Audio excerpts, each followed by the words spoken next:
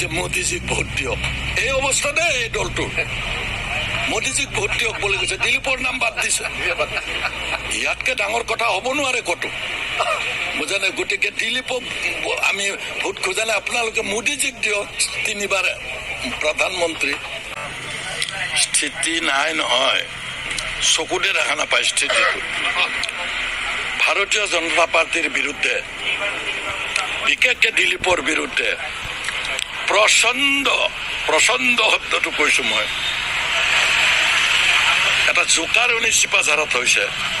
বেলেগ দলৰ নহয়, বিজেপিৰ। তেওঁ ভোট নিদিয়ে বিজেপিৰ আধা মানুহ। সেইটো দিলীপেও দেখা নাপায়, কিমানে বেয়া পাইছে আমিও দেখা নাপাওঁ।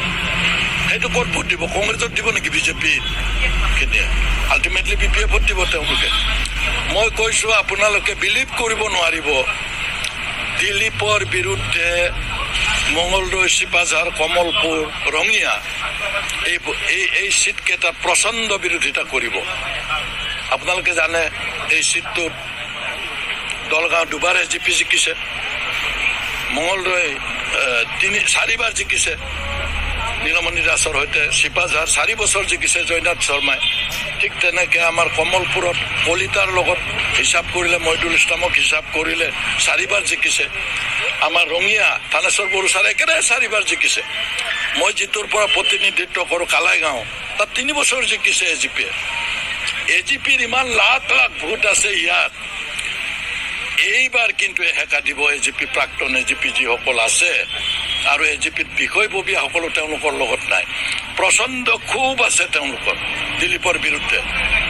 দলটোৰ বিৰুদ্ধে আছে নে নাই মই নাজানো, কিন্তু দিলীপৰ বিৰুদ্ধে আছে। চাই থাকক আপুনি, কোন এলায়েন্সত আছে কোন নাই, প্ৰথমবাৰ দেখা পাব। বহুত বছৰ সহ্য কৰিলে, বুজা নাই? ভাত নোখোৱাকে বেছিদিন জীয়াই থাকিব নোৱাৰে। গতিকে তেওঁলোকেও দল কৰিছে। 11টা MLA সমষ্টি আছে ইয়াত। ঠিক আছে, MP টো 2 ভাগ কৰিব নোৱাৰে, 1 ভাগ এজিপি, 1 ভাগ আমি। কিন্তু 11টা MLA চিটৰ এটা দিব নোৱাৰে নেকি এজিপিক? তেওঁলোকে কিয় দিয়া নাই? তেওঁলোকে UPPLক 3টা চিট দিছে, তেওঁলোকে 11টাত 3-4টা চিট দিছে। তেওঁলোকো আঞ্চলিক দল, সহায় কৰিছে। এতিয়া এজিপিও আঞ্চলিক দল, কিয় নিদিয়ে? এজিপি বিলাকে তাৰমানে ভাত পানী নোখোৱাকে থাকিব লাগিব ইয়াত। তাৰমানে তেওঁলোকে ৰাজনৈতিকভাৱে তেওঁলোকক সহায় কৰা নাই নেকি?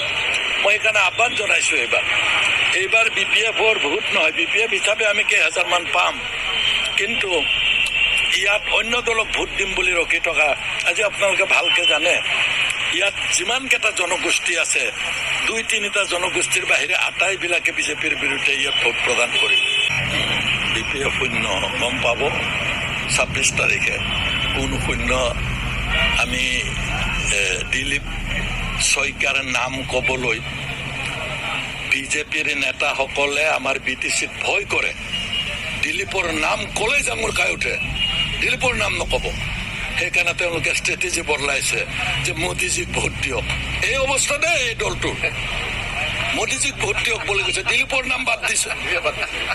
ইয়াতকে ডাঙৰ কথা হ'ব নোৱাৰে ক'তো, বুজানে? গতিকে দিলীপক আমি ভোট খোজা নাই, আপোনালোকে মোদীজীক দিয়ক 3 বাৰ প্ৰধানমন্ত্ৰী।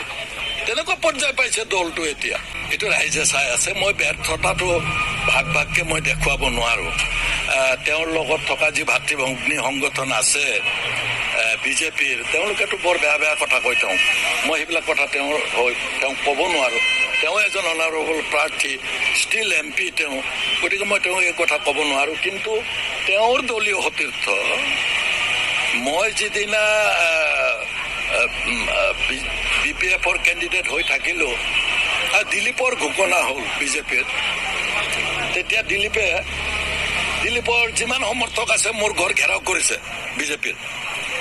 মই বোলো বিজেপিৰ মানুহ মোৰ তাত কিয় আহিল? দাদা, আপুনি একমাত্ৰ ব্যক্তি যে এইবাৰ দিলীপক পৰাজিত কৰিবলৈ আমি আপোনাক সহায় কৰিম, ভাবিব নোৱাৰে। গতিকে মই তেতিয়া কৈছিলো, আপোনালোকৰ খংবিলাক ইলেকশ্যনলৈকে কমি যায় নেকি? চাই থাকক দাদা কি কৰি আছে। মানে এইবাৰ চামুচেদি বেলচাই দি লৈ যাব বিজেপিৰ মানুহ তেওঁৰ পৰা।